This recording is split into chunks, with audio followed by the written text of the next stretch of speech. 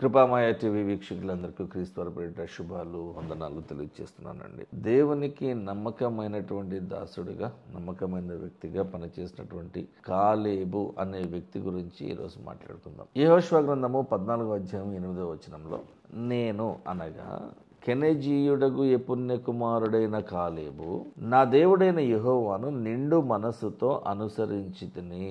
దేవుని ఆజ్ఞ చొప్పున ఆయన పనిచేశాడు. మోషే తదనంతరము యెహోషువ ఎలాగైతే పనిచేశాడు అలాగే కాలేబు కూడా. సంఖ్యాకాండంలోకి ఒకసారి వెళ్దాం. 13వ అధ్యాయము. కాలేబు మాట్లాడిన మాటలు. మోషే ఎదుట జనులను నిమ్మళపరిచి, మనము నిశ్చయముగా కనానీయుల మీద యుద్ధానికి వెళ్దాము, ఆ దేశమును స్వాధీనపరచుకుందాము, ఆ ప్రాంతమును జయించుటకు మనకి ఉన్న శక్తి, సామర్థ్యము, జనము సరిపోతాయి. కాబట్టి మీరు భయపడవలసిన అవసరము ఏమాత్రమునూ లేదు అని చాలా ధైర్యం చెప్పాడు కాలేబు. యెహోషువ గ్రంథము 14వ అధ్యాయము 13 నుంచి 15 వరకు. యూదా గోత్రము వాడైన యెఫున్నె కుమారుడైన కాలేబు ఇశ్రాయేలీయుల దేవుడైన యెహోవాను నిండు మనస్సుతో అనుసరించు వాడు కనుక యెహోషువ అతన్ని దీవించి అతనికి హెబ్రోనును స్వాస్థ్యముగా ఇచ్చినాడు. యెహోషువ కాలేబును దీవించడం జరిగింది. ఏంటి దీవించడము అని అంటే, కాలేబు యొక్క అభ్యర్థనను యెహోషువ ఆమోదించాడు.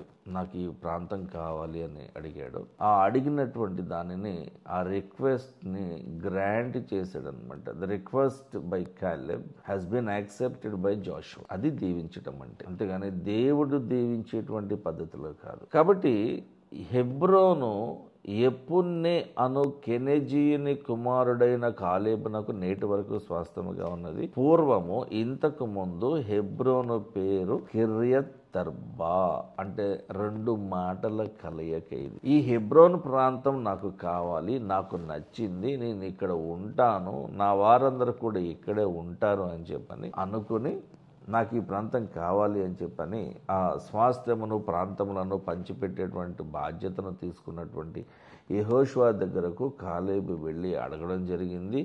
ఈ హెబ్రోను అని ఇప్పుడు పిలుస్తున్నాం కదా, ఒకప్పుడు కిర్యతర్బా, ఈ కిర్యతర్బా ప్రాంతాన్ని కాలేబుకి ఇవ్వడం జరిగింది. చూడండి, దేవుని శక్తిని గురించినటువంటి పూర్తి అవగాహన ఉన్నటువంటి భక్తులు ఎవరూ కూడా మనుషులకు కానీ, యుద్ధాలకు కానీ, పరిస్థితులకు కానీ, శ్రమలకు కానీ భయపడిన సంఘటన బైబిల్ లేఖనాలలో, బైబిల్ చరిత్రలో ఎక్కడ కూడా లేదు. నువ్వు నిండు మనస్సుతో అంటే దేవుణ్ణి నీ హృదయం నిండా నింపుకోవాలి అని నీకు అనిపించాలి. ఈ ఇహలోక మాలిన్యాన్ని, ఈ లోక మర్యాదను, ఈ లోక సంపదను మనము నమ్ముకోకూడదు.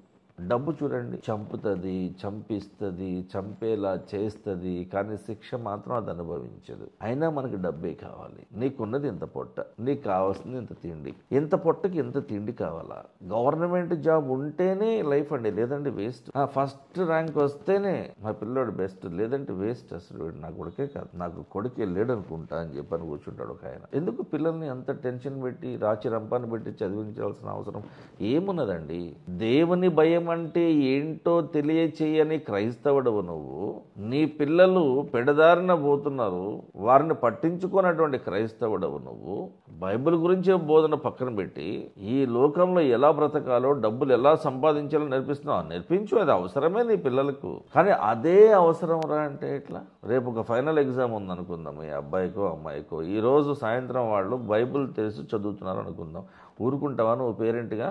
దాని నుంచి ఏమైనా క్వశ్చన్ వస్తా రేపు అది చదువు, అది కదా నువ్వు అనేది. పిల్లలకి దేవుని భయం అంటే ఏంటో నేర్పించండి. ఆశీర్వాదం ఎలా వస్తుందో నేర్పించండి. నీ బాల్య దశ నుండే దేవుని వాక్యము నీ హృదయములో, నీ జీవితంలో ఉంటే బాగుపడతావు. కొంతమంది ఉంటారు, రోజుకి 2-3 గంటలు జిమ్కి వెళ్ళి చేస్తూ ఉంటారు. ఓకే, నీ శరీరానికి ఎక్సర్సైజ్ అవసరం, ఎందుకంటే ఇది ఆరోగ్యంగా ఉండాలి, ఫిట్నెస్ కావాలి, నీకు కాదనట్లా. నీ ఆత్మకు ఎక్సర్సైజ్ వద్దా? మరి ఎంతసేపు నువ్వు ప్రార్థన చేయగలుగుతున్నావు? 3 నిమిషాలు ప్రార్థన చేస్తావా ఆత్మ కొరకు?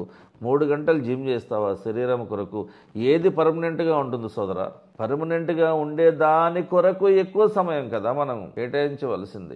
నీ ఆత్మ ఎప్పటిప్పటికీ బతుకుంటుంది. అది నిత్య నరకంలోనా నిత్య జీవంలోనా అది నువ్వు డిసైడ్ చేసుకో. దేవుడు నీకు అవకాశం ఇచ్చినాడు, నీ ముందు 2 ఆప్షన్స్ పెట్టాడు. చాయిస్ ఈజ్ ఎవర్స్ అన్నాడు.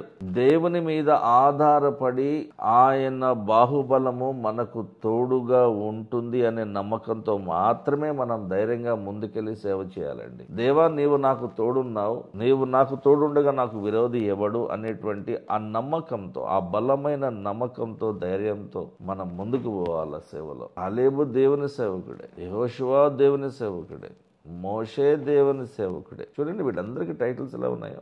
యెహోవా సేవకుడైన కాలేబు, యెహోవా సేవకుడైన యెహోషువ. దేవుడే మాట్లాడుతున్నాడు. ఈ రోజున కూడా చాలా మంది సేవకులని పిలువబడుతున్నారు. ఫర్ ద నేమ్ సేక్ సేవకులు అంతే, దైవజనులు అంతే, ద మ్యాన్ ఆఫ్ గాడ్ అంతే. కానీ వీళ్ళందరినీ దేవుడు దైవజనులుగా యాక్సెప్ట్ చేయట్లా, చేసే పరిస్థితుల్లో లేడు ఆయన. ఎందుకంటే వీళ్ళ దరిద్రం అలా ఉంది, వాళ్ళ బోధ అలా ఉంది. బైబిల్ని పక్కన పెట్టేశారు, సొంత పెట్టకథలు చెప్పుకుని బతికేస్తున్నారు. సంఘాలను పాడు చేస్తున్నారు. ఏ డినామినేషన్ అయితే ఏంటి సోదరా, అన్నీ అలాగే ఉన్నాయి. కాలేబు అందరూ భయపడిన సందర్భంలో అందరికి ఒక మోటివేషన్ స్పీచ్ ఇచ్చి వాళ్ళందరినీ కూడా రీఎనర్జైజ్ చేశాడు. చిన్న ప్రార్థన కొరకే తలలో వచ్చిద్దాం. పరలోకమందున్న మా తండ్రి, మా ప్రార్థన ఆలకించండి ప్రభువా. కాలేబు వలె ధైర్యము తెచ్చుకొని నిన్ను నమ్మాడు కాబట్టి ఆయనకు ధైర్యం వచ్చింది. దేవా, నీవు మాకు తోడుండగా మాకు విరోధి ఎవడు అనేటువంటి మాటను బలంగా నమ్మాడు కాబట్టి ఆ మాట మాట్లాడగలిగాడు. నిండు మనసుతో నిన్ను అనుసరించాడు కాబట్టి నీవు అతనికి తోడై ఉన్నావు, అతన్ని నడిపించావు. అతనికి అంత ధైర్యపు మాటలు మాట్లాడేటువంటి అవకాశాన్ని ఇచ్చావు ప్రభు. మేము కూడా నమ్మకమైన దాసుల వల్లే పనిచేయాలని ప్రయత్నపడుతూ ఉన్నాం ప్రభు. నీ చిత్తమైతే నాయన వీలైనంత మంది సేవకులను తయారు చేసేటువంటి, వారికి శిక్షణ ఇచ్చేటువంటి అవకాశాన్ని మాకు ఇవ్వండి. ప్రయత్నపడుతున్నాం, కనికరించండి ప్రభు. ఎంతోమంది స్వస్థత కొరకు ప్రార్థన చేస్తూ ఉన్నారు ప్రభు. చిన్న బిడ్డల కొరకు ప్రార్థన చేస్తూ ఉన్నారు, ఆరోగ్యం కొరకు ప్రార్థన చేస్తూ ఉన్నారు. వారందరి ప్రార్థన ఆలకించండి, వారందరినీ ఆదరించండి ప్రభు. ఈ విషయంలో మా అందరికీ, ప్రతి ఒక్క క్రైస్తవునికి కూడా, ప్రపంచవ్యాప్తంగా ఉంటున్నటువంటి ప్రతి ఒక్క క్రైస్తవునికి, క్రైస్తవురాలకి మీరే తోడుగా ఉండి మమ్మల్ని నడిపించమని యేసుక్రీస్తు వారి పరిశుద్ధ నామంలో అడిగి వేడుకుంటున్నాం తండ్రి. ఆమేన్. Thank you.